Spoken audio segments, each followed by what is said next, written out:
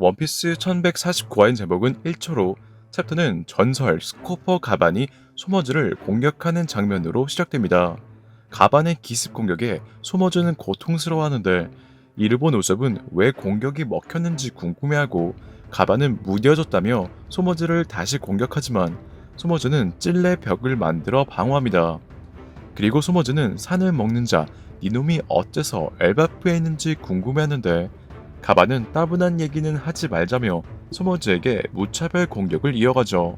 이러한 상황에 우솝은 성에서 만난 사람이라 말하고 이에 로비는 잘못 들은 게 아니라면 저 사람은 해적왕의 왼팔인 스코퍼 가반이라며 자신의 능력으로 가반을 도와주려 하지만 증배는 상대는 가시기에 상성이 안 좋다 말립니다.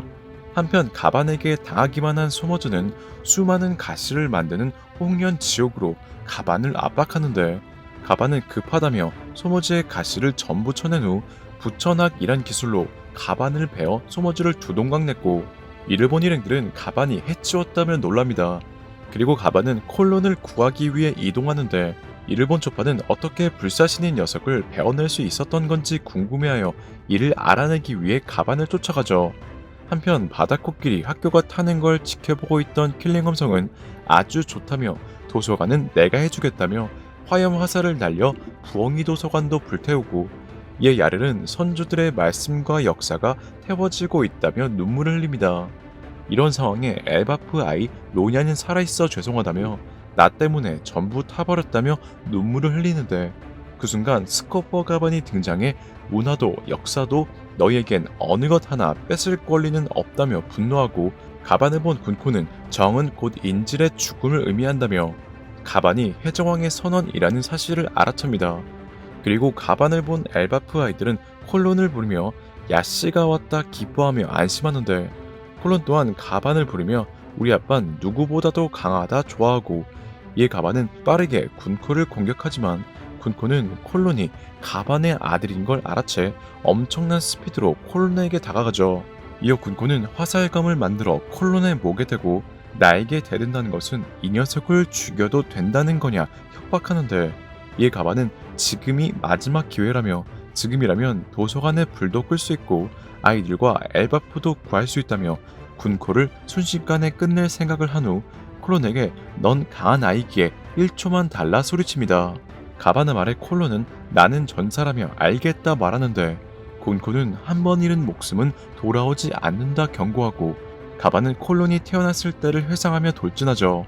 이렇게 가반이 돌진하자 군코는 콜론을 압박하고 가반은 여기서 막지 못하면 걷잡을 수 없다며 빠른 속도로 군코를 공격하려는데 그 순간 가반은 군코와 콜론을 죽이는 미래를 보았고 이에 가반은 눈물을 흘리며 군코에게 항복하며 아이들을 구하지 못한 것에 엘바프에 사과합니다.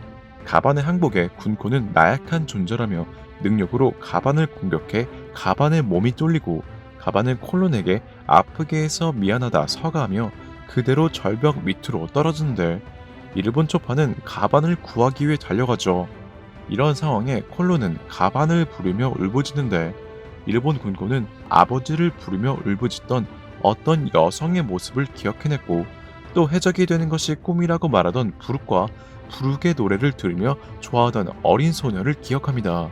그리고 부룩 또한 군코에게 누군가 닮았다 말하는데 그 순간 군코는 과거를 전부 기억해내 부룩이냐며 부룩에게 다가가고 이렇게 군코가 모든 걸 기억해낸 순간 이무는 신의 기사단에게 성진은 지금 불바다로 뭘 꿈을 대고 있냐며 확실히 전력이 필요하다 분노합니다. 이런 상황에 아이들은 군코의 얼굴이 무서워졌다 말하는데 실제로 이무가 군코의 몸을 완전히 차지하면서 무가 보여주마 신의 지배를 이라 말하는 장면과 함께 원피스 1149화는 끝이 납니다. 원피스 1149화 관전 포인트 신의 기사단 군코와 이무. 이번 화에서 이무는 군코의 몸을 완전히 지배했습니다. 이무가 군코의 몸을 지배한 것은 아마 군코의 기억이 돌아왔기 때문으로 보이는데 실제로 군코는 가반이 당해 떨어지는 것을 본 콜론이 아빠를 부르며 울부짖는 것을 보고 어떤 여성이 아버지를 부르며 울부짖는 걸 떠올렸었죠. 이뿐만이 아니라 군코는 부룩과의 대화도 떠올렸는데 이와 비슷하게 부룩 또한 마치 군코가 누군가와 닮았다고 생각하고 있었고 기억이 전부 떠오른 군코는 부르기냐며 부르게게 달려가 이무는 군코의 기억이 돌아온 것에 군코의 몸을 완전히 지배한 것으로 생각합니다. 여기서 궁금한 점은 부르과 군코의 사이로 현재 독자들은 군코와 부르의 관계를 아버지와 딸 사이로 추측하고 있는데 그 이유는 군코가 아버지를 불렀던 기억과 함께 부르과 대화를 한 기억을 떠올렸기 때문인데요. 물론 군코가 부르의 딸일 가능성도 있겠지만 개인적으로 부르기 딸인 군코를 바로 알아보지 못했다는 점, 기억을 떠올린 군코가 부르에게 아빠가 아닌 부르이냐고 말했다는 점, 아빠와 딸의 감동적인 재회는 이미 에그헤드 에피소드에서 코마와 보니의 스토리로 다뤘다는 점으로 부르과 군코는 아버지와 딸의 관계는 아닐 거로 생각합니다. 개인적으로 부르과 군코의 관계는 과거 부르기 룸바 해적단이 되기 전 어느 왕국의 호위 기사 단장이었지만 모종의 이유로 그만두고 해적이 되었다는 점, 군코와 부르기에게 부르기냐고 말했다는 점으로 과거 군코는 부르기 호위 기사로 있었던 어느 왕국의 왕녀가 아니었을까 생각하는데요. 그리고 부르기 호위 기사단을 그만두었던 모종의 이유는 부르기 호위 기사 단장으로 있었던 나라에서 가벨리와 비슷하게 인간 사냥 게임이 일어났기 때문으로 생각하며 그렇게 부르은 정상 결전에서도 등장하지 않았으며 원피스 최종장이 시작되면서 등장한 신의 기사단에 대해서 알고 있었던 것이 아닌가 생각합니다.